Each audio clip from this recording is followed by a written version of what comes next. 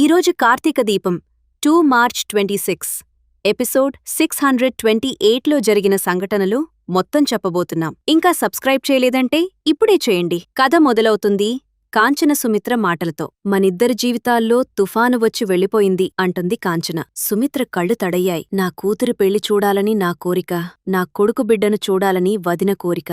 2 కోరికలు నిజమయ్యాయని చెప్పింది. 2 ప్రాణాలు నిలబడ్డాయని అంది సుమిత్ర. అయితే జ్యోత్స్న పెళ్లి విషయంలో మాత్రం ఇంట్లో టెన్షన్ తగ్గలేదు. దీప అమ్మకు జ్యోత్స్న పెళ్లి చేయమని చెప్పింది. కాని జ్యోత్స్న ఇప్పట్లో పెళ్లి చేసుకోనని చెప్పిందని దశరథ అన్నాడు. కార్తీక్ హెచ్చరించాడు. జ్యోత్స్నని అత్తారింటికి సాగనంపడమే పరిష్కారమని. ఆవిడి ఎవర్నీ ఏం చేయకుండా ఉండాలంటే పెళ్లే దారి అన్నాడు. కార్తీక్ మరో మాట అన్నాడు. కన్న ప్రేమ కంటే పెంచిన ప్రేమే గొప్పదని, శౌర్య అంటే తనకు ప్రాణమని, ఆమె కోసం తన కన్నబిడ్డను వదులుకోవడానికోడానికి సిద్ధమయ్యానని చెప్పాడు. దశరథు కూడా మనసు విప్పాడు. జ్యోత్స్న నా కన్నకూతురు కాదని తెలిసినా తను మంచి కూతురు కాదేమో కాని నేను మంచి తండ్రినే అన్నాడు. తను మారలేదు, తన స్థానం మార్చిందని కార్తీక్ అన్నాడు. ఈ ఇంటి వారసురాలు కాదని తెలిస్తే స్థానం పోతుందనే భయమే జ్యోత్స్నని ప్రమాదకరంగా మార్చేసిందని చెప్పాడు. సుమిత్రకు నిజం చెప్పడానికి మానసికంగా సిద్ధం చెయ్యాలని దశరథ అన్నాడు. సుమిత్ర మాత్రం జ్యోత్స్న పెళ్లి చేసుకుని పిల్లలతో తిరుగుతుంటే అదే ఆనందం అంది.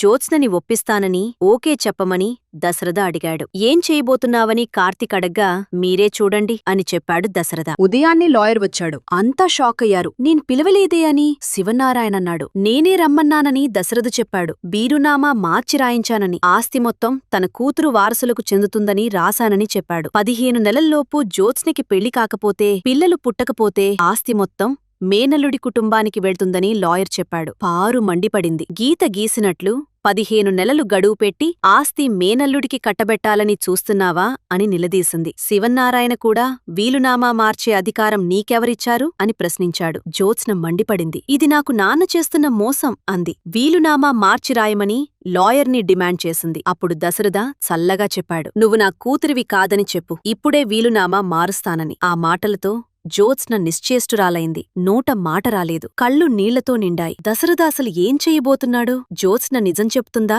ఆస్తి ఎవరికి దక్కుతుంది? వీడియో నచ్చిందంటే లైక్ చేయండి, సబ్స్క్రైబ్ చేయండి, బెల్ నొక్కండి.